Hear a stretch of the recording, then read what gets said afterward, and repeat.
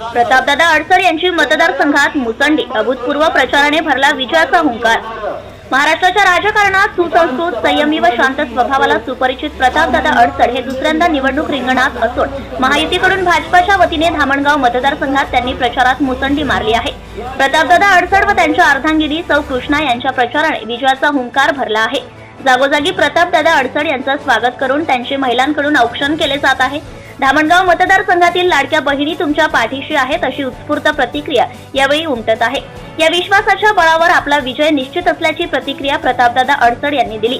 मतदारांच्या मताचा मी सदैव आदर केला आणि त्या आधारेच मी गोरगरीब, कामगार, शेतकरी बांधवांचे प्रश्न विधानसभेत मांडून त्यांना न्याय देण्याचा प्रामाणिक प्रयत्न केला।